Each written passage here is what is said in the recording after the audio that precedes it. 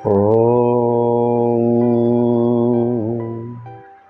सच्चिदानन्दरूपाय विश्वोत्पत्त्यादिहेतवे तापत्रयविनाशाय श्रीकृष्णाय वयं नुमः। श्रीकृष्णाय वयं नुमः।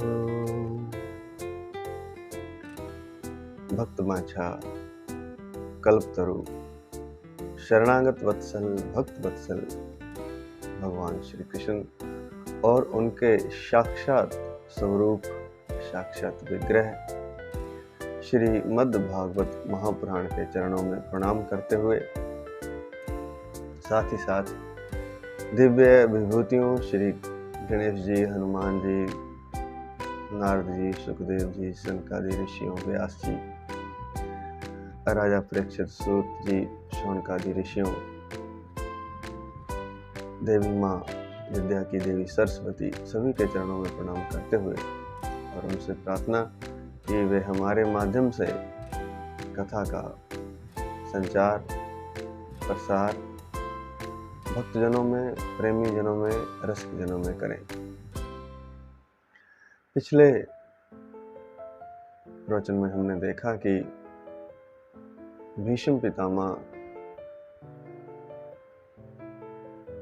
को मिलने के लिए अर्जुन, युधिष्ठिर आदि और भगवान श्री कृष्ण युद्ध के मैदान पर गए हैं। वहां पर शरशैया पर अर्थात बाणों की शैया पर भीष्म पितामह लेटे हुए हैं और भगवान को देखकर वे भगवान से अनुरोध नहीं करते बल्कि भगवान को आज्ञा देते हैं कि जब तक सूर्य उत्तरायण ना हो और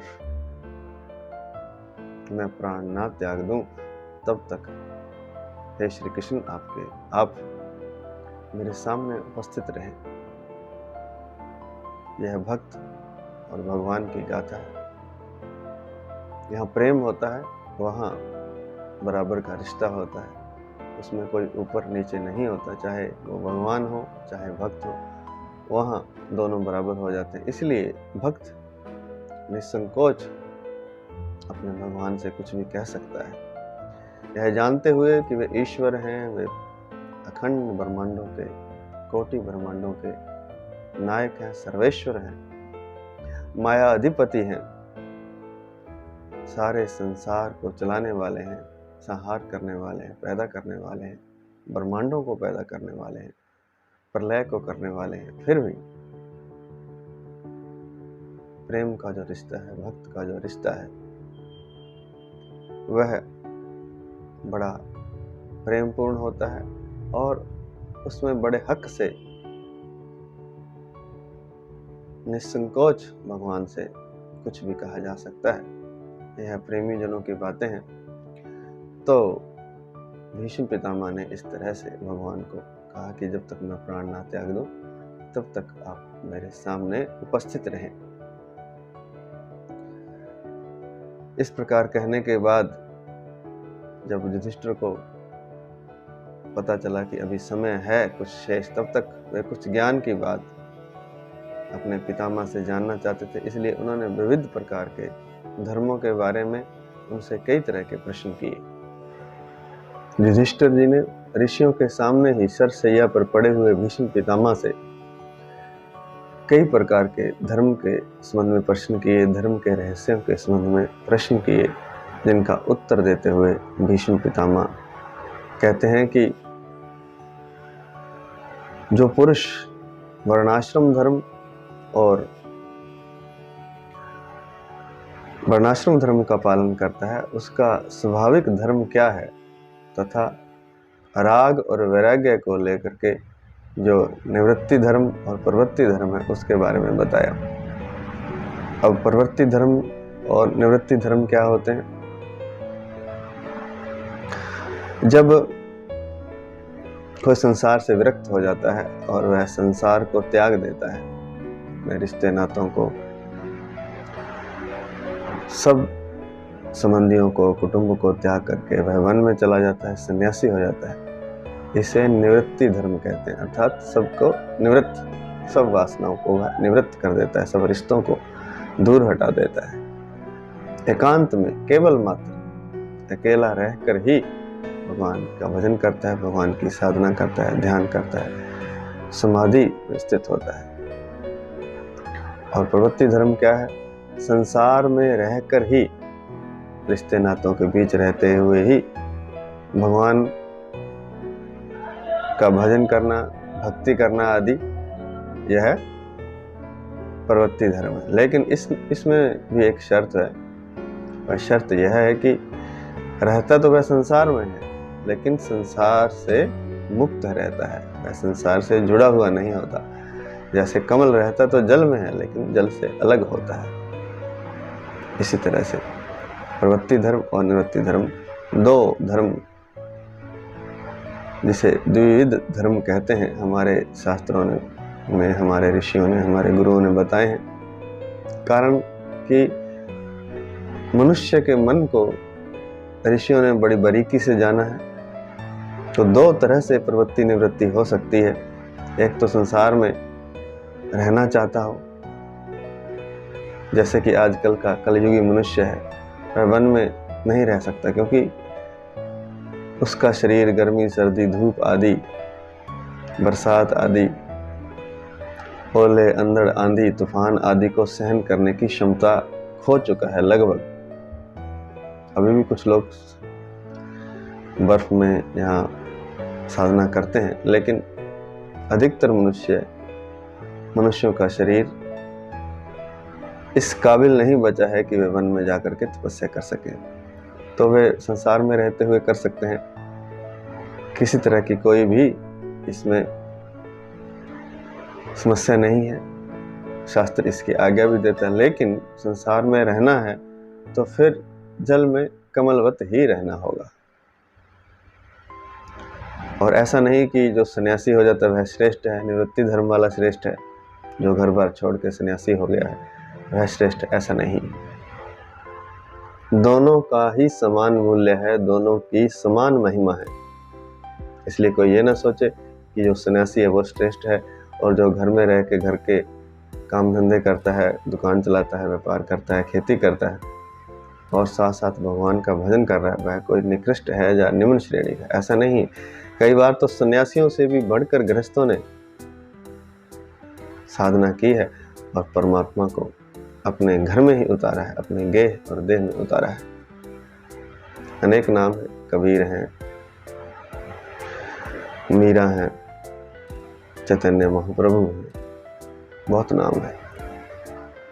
आधुनिक युग के भी हैं कुछ, हनुमान प्रसाद पोदार जी हैं, राम सुखदास जी हैं। तो ऐसे अनेक व्यक्ति हुए हैं, भक्त हुए हैं। लेकिन शर्त उसमें यही है कि परमात्मा से प्रेम हो और रहे तो संसार में, कार्य तो सारे करे, अपने कर्म धर्म सब निभाए, लेकिन असंग रहता हुआ, कमल की तरह कमलवत रहता हुआ। तो कलयुग के लिए आसान है। तो इसमें श्रेष्ठ निकृष्ट नहीं है, दोनों ही धर्म समान है। चाहे वो संन्यास धर्म हो, चाहे वो निवृत्ति धर्म हो, चाहे वो गृहस्थ में रहकर साधना करने वाला प्रवृत्ति धर्म हो, दोनों समान है। इसके अतिरिक्त उन्होंने वर्ण आश्रम धर्म, अब 4 प्रकार के वर्ण और 4 प्रकार के आश्रम हमारे शास्त्रों में बताए गए हैं। जब तक यह मनुष्य रहेगा, पृथ्वी रहेगा, ब्रह्मांड रहेगा, तब तक इन आश्रमों को, इन वर्णों को कोई मिटा नहीं सकता है। आजकल प्रयास तो चलते हैं कि जो चतुर्थ वर्ण है उसको समाप्त कर दिया जाए, लेकिन कैसे हो सकता है ये? चतुर्थ वर्ण वाला व्यक्ति किसी दूसरे वर्ण में शिफ्ट हो जाएगा, लेकिन कोई तो चतुर्थ वर्ण का काम करेगा। तो यह 4 जो मनाए हैं इनको मिटा नहीं सकता। और वर्ण इनको कहा जाता था, तो ऐसा नहीं कि आज ही यह सुविधा है कि कोई भी वर्ण वाला किसी भी वर्ण में जा सकता है या उसको अपना सकता है अपने गुणों के आधार पर। तो पहले भी ऐसा होता था। वर्ण का मतलब ही वर्ण करना, अर्थात दूसरे वर्ण को वर्ण कर लेना। अगर वो क्षत्रिय घर में पैदा हुआ, अगर उसके गुण ब्राह्मण जैसे हैं, जैसे कि विश्वामित्र, तो वह ब्राह्मण कहलाएगा। अगर वह ब्राह्मण घर में पैदा हुआ है और उसके गुण क्षत्रिय जैसे हैं, तो वह क्षत्रिय कहलाएगा, जैसे परशुराम जी। तो पहले भी यह व्यवस्था थी और आज भी है और होनी भी चाहिए। जन्म से ही निर्धारित नहीं होना चाहिए किस घर में जन्म लिया, अपने गुणों से, व्यक्ति के गुणों से निर्धारण होना चाहिए, जो कि आज भी होता है, पहले भी होता था। अगर कोई किसी अन्य वर्ण में पैदा होकर के शिक्षा का काम कर रहा है, तो वह एक तरह से ब्राह्मण हो गया है, लेकिन उन ब्राह्मण के गुणों का होना भी उसमें जरूरी है।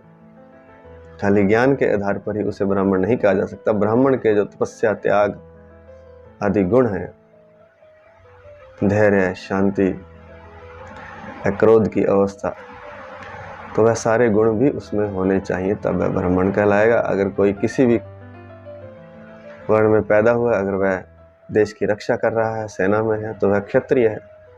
इस तरह व्यापार कर रहा है तो वह वैश्य है, और अगर सेवा का कार्य कर रहा है तो वह शूद्र कहलाएगा। इसमें ऊंचा नीचा नहीं होता है। यह बड़ी विडंबना है कि संसार में, खासकर आजकल कलयुग में, मनुष्य समाज को तोड़ने के लिए, विशेषकर सनातन धर्म को खंड खंड करने के लिए यह बताया जाता है कि शूद्र नीचे है, ब्राह्मण श्रेष्ठ है। सबका अपना अपना कार्य, 4 विभाग हैं, उसमें ऊपर और नीचे कुछ नहीं, अपना अपना कार्य है। क्षत्रिय के बगैर भी नहीं कार्य हो सकता, देश की रक्षा कौन करेगा? हर व्यक्ति का अपना कार्य, उसमें उत्कृष्ट निकृष्ट कुछ भी नहीं है। लेकिन जो परमात्मा के रास्ते पर चलता है, जो ब्रह्म को पाने पर चलता है, उसे श्रेष्ठ माना जाता है, क्योंकि वह इस संसार से ऊपर की, इस देह और गेह से श्रेष्ठतम किसी वस्तु की ओर आकर्षित है। वस्तु नहीं कहना चाहिए, किसी श्रेष्ठ स्थिति की ओर आकर्षित है, इसलिए वह श्रेष्ठ है। इसलिए ब्राह्मण को श्रेष्ठ कहा गया। जो परमात्मा के रास्ते पर चलता है वह सच में श्रेष्ठ है। वह आज भी श्रेष्ठ है, वह पहले भी श्रेष्ठ था, चाहे वह किसी भी वर्ण में पैदा क्यों न हो। तो यह है 4 वर्ण। इसके अलावा 4 आश्रम बताए गए थे। पहला ब्रह्मचर्य आश्रम, जिसमें गुरु के पास रह करके शिक्षा लेनी होती थी। आजकल इस आश्रम को भी बिल्कुल नष्ट कर दिया गया है। गुरु के पास रह करके वह घर बार से दूर रह करके शिक्षा लेता था। और शिक्षा क्या होती थी? आज की तरह नहीं कि केवल धन कमाने की शिक्षा है, बस किसी तरह नौकरी लग जाए बड़े होकर के, किसी तरह कोई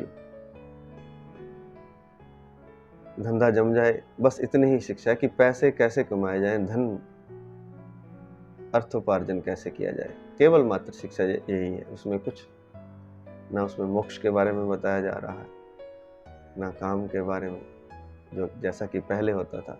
4 पुरुषार्थ होते थे और वह ब्रह्मचर्य आश्रम में ही सिखा दिए जाते थे। धर्म, अर्थ, काम और मोक्ष।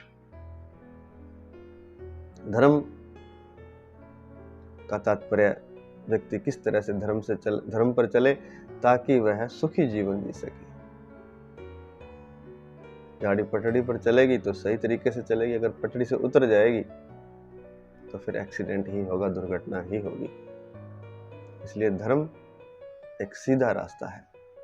नियमों का पालन करते हुए जब मनुष्य चलता है, पिता पुत्र का, पति पत्नी का, माँ बाप के साथ क्या रिश्ता, कैसे उनकी सेवा करनी है, यह सारा धर्म के अंतर्गत ही आता है। भगवान की भक्ति कैसे करनी है, पूजा कैसे करनी है, इनका की अभी यहाँ वर्णन किया जाएगा। तो गृहस्थ आश्रम से पहले ब्रह्मचर्य आश्रम में यह सब बता दिया जाता था, सब अनुभव करवा दिया जाता था। धर्म, अर्थ, काम और मोक्ष। केवल मात्र धन कमाने की शिक्षा नहीं दी जाती थी। शरीर को स्वस्थ रखने के विज्ञान, योग, प्राणायाम, ध्यान, समाधि सब सिखाया जाता था। तो फिर जब वह गृहस्थ आश्रम में आता था तो वह विचलित नहीं होता था और गृहस्थ आश्रम को पार करके वह वानप्रस्थ और फिर वह संन्यास में स्थित हो जाता था। वन गमन करता था 75 साल की आयु में और परमात्मा को उपलब्ध होता था। 100 साल की आयु मानी गई थी, जिसमें 25 साल पहले ब्रह्मचर्य आश्रम जिसमें धर्म अर्थ काम मोक्ष की शिक्षा दी जाती थी, दूसरा गृहस्थ आश्रम जिसमें कामनाओं की पूर्ति के लिए लेकिन सीमा में रह करके कामनाओं को पूर्ण करो, कोई शास्त्र इसका विरोध नहीं करता, लेकिन उच्छृंखल तरीके से नहीं, नींव में बंद करके।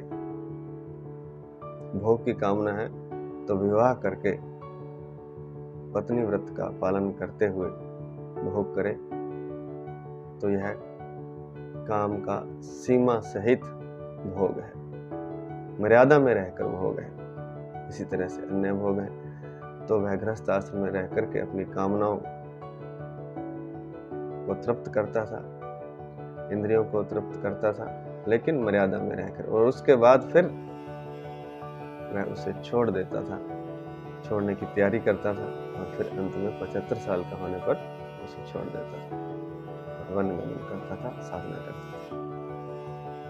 एक दूसरी व्यवस्था भी थी जिसे हम निवृत्ति धर्म कह सकते हैं कि ब्रह्मचर्य से सीधा ही वह संन्यास में प्रवेश करता था। किसी के भीतर पिछले जन्मों के कारण, प्रारब्ध के कारण अगर कामना नहीं होती थी विवाह की, गृहस्थ आश्रम में जाने की, तो वह वहीं से सन्यासी हो जाता था और वह गुरु के पास रहता था या वन गमन करता था और वहां पर एकांत में रह करके साधना करता था।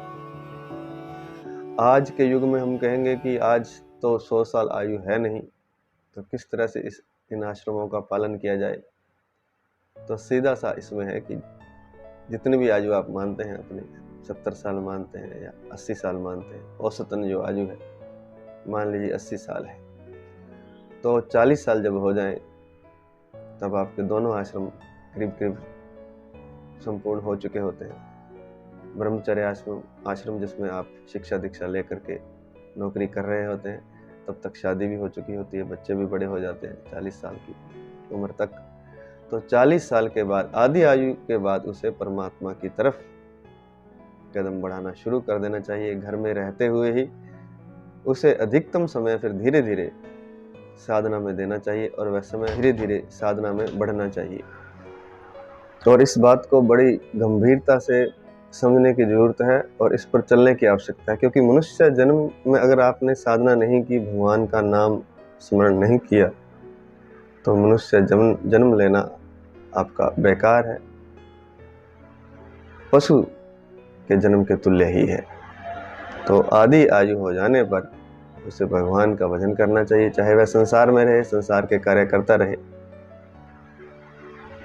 लेकिन धीरे धीरे अपना पग परमात्मा की ओर बढ़ाना चाहिए।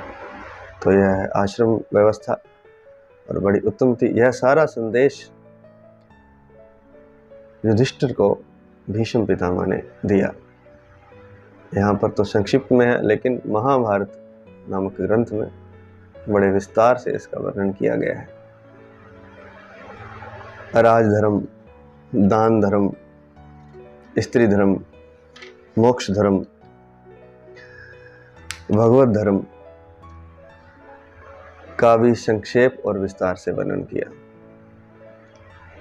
दान धर्म सभी जानते हैं कि जो हम कमाते हैं उसका 10वां हिस्सा हमें दूसरों के हितार्थ दान देना चाहिए, दान कर देना चाहिए।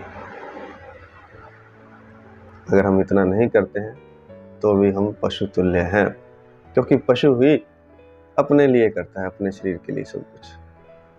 तो मनुष्य होने का गौरव यही है कि वह दान धर्म को अपनाए, अपनी कमाई का 10वां हिस्सा दान करे। इससे उसकी कमाई भी शुद्ध होती है और जिसे कहते हैं कि कमाई में बढ़ोतरी होती है, वृद्धि होती है, और रोग आदि से, दुखों से, दुर्घटनाओं से वह बचा रहता है अगर वह अपनी कमाई का 10वां हिस्सा दान कर देता है। तो यह है दान धर्म संक्षेप में। फिर है राजधर्म। राजा का धर्म क्या है? राजा का धर्म मुख्यतः तो यही है कि अपनी प्रजा का पालन पुत्र की तरह करे, उन्हें कीड़े मकोड़े ना समझे, सारी प्रजा को माने कि ये मेरे पुत्र हैं, और जिस तरह पुत्र के कष्ट होने पर पिता को कष्ट होता है उसी तरह प्रजा के कष्ट को समझे। लेकिन आजकल तो कलयुग चल रहा है, राजा तो अपने को ईश्वर मानते हैं, जो प्रधानमंत्री हैं, मंत्री हैं, और जनता को एक तरह से कीड़े मकोड़े ही मानते हैं। कोई लेना देना उनका जनता से नहीं है, सुख दुख से नहीं है। तो यह राजधर्म नहीं है। राजधर्म में जो राजा है, जो मंत्री है, जो प्रधानमंत्री है, वह प्रजा को अपने पुत्र की तरह माने और उसकी तरह पुत्र की तरह मान करके उनके कष्टों का निवारण करे, उनकी सेवा करे, आदि आदि। फिर है मोक्ष धर्म। मोक्ष धर्म है मोक्ष के रास्ते पर किस तरह से चलना है, यह मोक्ष धर्म है। परमात्मा को कैसे पाना है, क्या इसकी विधि है, कैसे साधना करनी है, कैसे गुरु के पास जाना है, तो सारा यह मोक्ष धर्म है। और फिर स्त्री धर्म है। शास्त्रों में स्त्री को पुरुष की सहचारिणी बनाया गया है, या कहें कि उसके पीछे कदम से कदम मिला करके चलने वाली। जैसे जब राम वन में गए तो सीता जी पीछे पीछे उनके कदमों से कदम मिलाकर चल रही थी। कहने का तात्पर्य है कि यहाँ पुरुष चलता है तो स्त्री उसके पीछे उसका अनुकरण करे, उनकी सेवा करे, चाहे वह दुख में हो, चाहे कष्ट में हो, चाहे धनी हो, चाहे गरीब हो, कैसा भी हो, पुरुष सुंदर हो या ना हो। तो स्त्री का धर्म बताया गया है कि वह पति का अनुकरण करे, पति की सेवा करे, एक सेवक की तरह, एक दास की तरह। आप कहेंगे यह तो शास्त्रों में गलत बताया, दूसरे व्यक्ति को नीचा कर दिया गया, दास बना दिया गया, सेवक बना दिया गया, स्त्री को तो सेवक का दर्जा दे दिया गया। लेकिन नहीं, ऐसा नहीं है। इसके साथ ही साथ शास्त्रों में एक बड़ी गहरी बात है, वह कुछ ही लोगों के समझ में आ सकती है, और उन्हीं के समझ में आएगी जो ध्यान साधना करते हैं। वह बात यह है कि जो सेवा करता है वह सेव्य जो होता है, जिसकी सेवा की जाती है, उसके जैसा ही हो जाता है। अगर हम भगवान की सेवा करेंगे तो हम भगवान ही हो जाएंगे एक दिन। जैसे भरत जी ने राम जी की सेवा की तो वह राम की तरह ही थे। लक्ष्मण जी ने राम जी की सेवा की तो सेवा से ही सब कुछ पा लिया। ऐसे ही बहुत से गुरुओं और शिष्यों के उदाहरण हैं, जिन शिष्यों ने गुरुओं की सेवा की उन्होंने सेवा से ही सब कुछ पा लिया। ऐसे ही माता पिता की सेवा भी है। जो पुत्र, जो संतान माता पिता की सेवा करती है, उसे जीवन में धन आदि की कमी कभी नहीं रहती, धन के भंडार भरे रहते हैं। और यह बात मैं गारंटी के साथ कह सकता हूँ, अनुभव से कह सकता हूँ। और आप लोग भी अपने जीवन में देख लें, जिन्होंने माता पिता की सेवा की है, सेवा करते समय हो सकता है कष्ट हुआ हो, क्योंकि भरत जी ने भी रामायण में कहा है कि सेवा धर्म अति कठिन। सेवा करना आसान थोड़ी ना है, अपने मन को मारना पड़ता है, अपनी तमन्नाओं कांक्षाओं को ताक पर रख करके दूसरे के हिसाब से चलना होता है, यह है सेवा। तो सेवा धर्म है तो कठिन, कष्ट भी होता है, मन को भी मारना पड़ता है, अपना समय भी देना पड़ता है। लेकिन जिन्होंने सेवा की है अपने माता पिता की, आप अपने जीवन में, आप अपने आसपास रिश्ते नातों में देख सकते हैं कि उनके जीवन में धन की तो कमी कभी नहीं आती, और हमेशा सुख ही सुख उनके जीवन में बरसते रहते हैं। सेवा करते समय हो सकता है कि कष्ट आ रहे हो, सेवा करना मुश्किल जान पड़ता हो, लेकिन सेवा के उपरांत जब उसका फल मिलता है, यह निश्चित है कि उसे कभी धन की कमी उस पुत्र को नहीं रहती जो अपने माँ बाप की, माता पिता की सेवा करता है। इसी तरह से जो गुरु की सेवा करता है उसे परमात्मा की उपलब्धि हो जाती है। इसी तरह से जो स्त्री पति की सेवा करती है उसे सारे सुख उपलब्ध हो जाते हैं। और अगर पति परमात्मा के रास्ते पर चलने वाला है तो उसकी जो साधना है उसका आधा हिस्सा स्वयं ही अपने आप ही पत्नी के खाते में जुड़ता चला जाता है। यह शास्त्र कहते हैं। खाली सेवा मात्र से कोई साधना पत्नी नहीं कर रही है, लेकिन अगर पति साधना कर रहा है तो उसकी साधना का आधा हिस्सा अर्धांगिनी होने के नाते, सेवक सेवा के नाते वह पत्नी को, स्त्री को मिलता है। इसलिए सेवा धर्म को स्त्री के लिए बताया गया है। और इसमें एक बात और भी है, सेवा जो धर्म है यह एक तपस्या है। हमारे ऋषि मुनि ये जो मनुष्य जीवन है इसको आनंद भोग के लिए ही मात्र नहीं देखते हैं। आनंद भोग तो है ही इसके अंदर, वो अपने आप ही आ जाएंगे, लेकिन हमारे ऋषि मुनियों ने इस जीवन को एक तप बताया है, सेवा बताया है, तपस्या बताया है। अगर आनंद भोग करते हुए, मर्यादा में रहते हुए कोई इंद्रियों के भोग करता हुआ तपस्या करता है तो वही सच्चा जीवन है। पृथ्वी तल पर जीवन, मनुष्य का जीवन आनंद लेने के लिए नहीं मिला है, उसे कर्म करने के लिए मिला है, ताकि वह श्रेष्ठ कर्म कर सके और परमात्मा की प्राप्ति कर सके, जन्म मरण से मुक्त हो सके। क्योंकि एक पृथ्वी तल पर जो जीवन है, जो मनुष्य का जीवन है, वही कर्म का जीवन है। यहाँ कर्म कर सकता है। बाकी सारी योनियां भोग योनि है। स्वर्ग में भोग तो बहुत है, अप्सराएं हैं, कल्पतरु है, कल्प गाय है, कामधेनु गाय है, जिसके पास जाने से सारी इच्छाएं पूर्ण हो जाती है। जो कुछ वो चाहता है स्वर्ग में वो सब उसे मिल जाता है। लेकिन वह भोग जोनी है, कर्म जोनी नहीं है। वहां अगर वह परमात्मा को पाना चाहेगा तो नहीं पा सकेगा, उसके लिए उसे मनुष्य जन्म लेना पड़ेगा।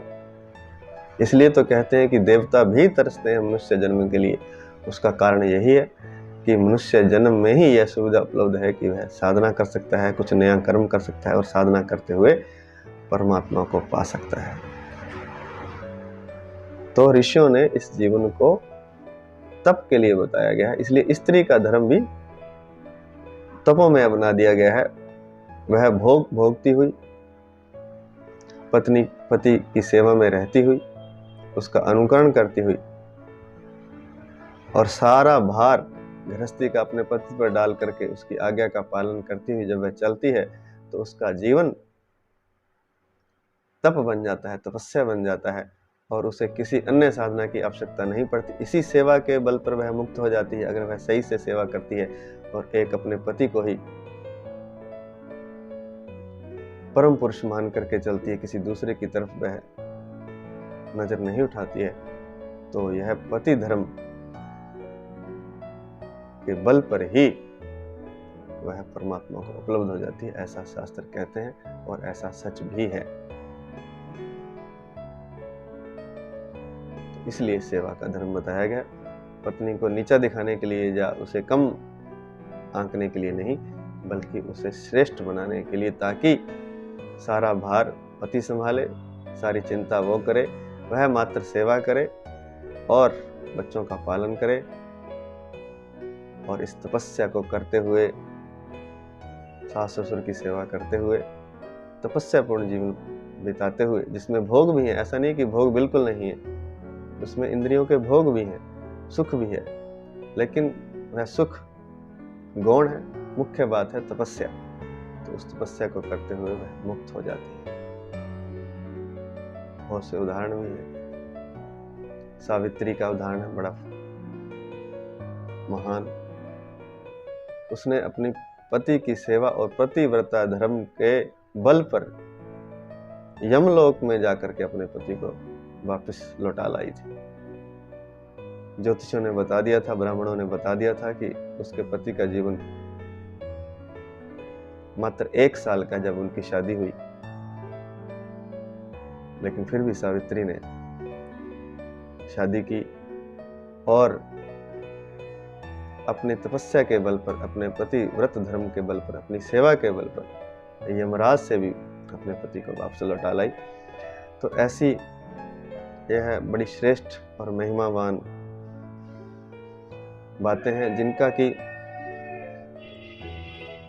शास्त्रों में वर्णन मिलता है। आम आदमी को इनका पता नहीं, इसलिए वह अपने मन से ही चिंतन करता है कि कोई श्रेष्ठ है, शूद्र को निकृष्ट बना दिया है, स्त्री को निकृष्ट बना दिया है, बाकियों को श्रेष्ठ बना दिया है। ऐसा कुछ नहीं है, सबकी महिमा है। बल्कि जो सेवा कर रहा है उसको और भी ऊंचा दर्जा दिया गया है। जब वो सेवा कर रहा है तब तो वह ऐसे लग रहा है कि उसे कष्ट हो रहा है, लेकिन सेवा का जो फल है वह सेवे से भी बढ़कर मिलता है। हो सकता है पति परमात्मा को मानने वाला ना हो, लेकिन अगर पत्नी उसकी सेवा करती है और प्रतिव्रता है तो वह निश्चित ही भगवान के धाम को उपलब्ध हो जाएगी। क्योंकि शास्त्रों में, सनातन शास्त्रों में जब विवाह होता है तो पति को विष्णु माना जाता है और पत्नी को लक्ष्मी।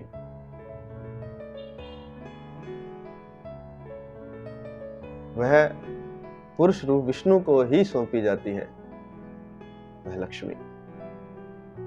इसलिए जब वह उस पुरुष रूप विष्णु की सेवा करती है परमात्मा मान करके, तो वह उस पुरुष की सेवा नहीं कर रही है, वह परमात्मा की सेवा कर रही है, इसलिए वह मुक्त हो जाती है। और ऐसा ही पुरुष के लिए भी है। अगर वह उसे लक्ष्मी मानता है और उसे लक्ष्मी मानकर उसे कोई कष्ट नहीं देता, उसे दुखी नहीं करता, उसे हमेशा संतुष्ट रखता है, सुखी रखता है और उसकी इच्छा और अनिच्छा का ध्यान रखता है, तो उस घर में लक्ष्मी धन संपदा की कोई कमी नहीं रहती है और प्रसन्नता और खुशी उस घर में हमेशा रहती है, जिसमें पति पत्नी को लक्ष्मी की तरह मानता है। तो जब हमारे सनातन शास्त्रों में विवाह होता है तो उसमें मंत्र पढ़े जाते हैं जिसमें पत्नी को विष्णु रूप और पत्नी को लक्ष्मी रूप माना जाता है। तो इस तरह से यह स्त्री धर्म की महिमा है। इसके अतिरिक्त उन्होंने भगवत धर्म बताया, भगवान की भक्ति कैसे की जाती है, यह सब विस्तार से युधिष्ठिर को बताया। इतनी बातें करते करते पता ही नहीं चला कि कब समय बीत गया और उत्तरायण का समय आ गया। भीष्म पितामह ने इस प्रकार युधिष्ठिर को दान धर्म, स्त्री धर्म, मोक्ष धर्म और इसके अलावा भगवत धर्म और साथ ही साथ धर्म, अर्थ, काम और मोक्ष, इन 4 पुरुषार्थों का विविध आख्यान सुना करके, पुराने इतिहास सुना करके बड़े विस्तार से समझाया। और इतना होते होते पता ही नहीं चला कि कब उत्तरायण का समय आ गया, सूर्य उत्तरायण हो गए। क्योंकि जो योगी लोग होते हैं, जिनके अपने नियंत्रण में होता है कि कब वह मृत्यु का वर्ण करें, वे हमेशा उत्तरायण का इंतजार करते हैं। क्योंकि उत्तरायण देवताओं का दिन है। तो देव योग्य जो लोग हैं, देवता हैं, जो जैसे कि भीष्म पितामह भी एक देवता ही हैं। क्योंकि शुरू में कहा गया कि ऐसे लग रहा था, वे बाणों की शैया पर लेटे थे, ऐसे लग रहा था कि कोई स्वर्ग से कोई देवता धरती पर गिर पड़ा। तो जब हम यात्रा करते हैं तो रात के समय तो नहीं करते, दिन के समय करते हैं। तो इसलिए उत्तरायण जो है वो देवताओं का दिन है।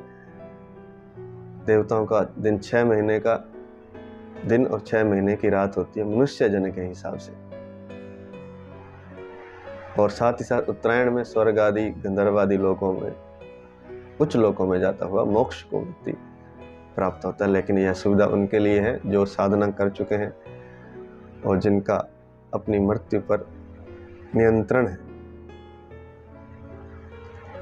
बाकी तो प्रारब्धों के अनुसार, यमदूतों के अनुसार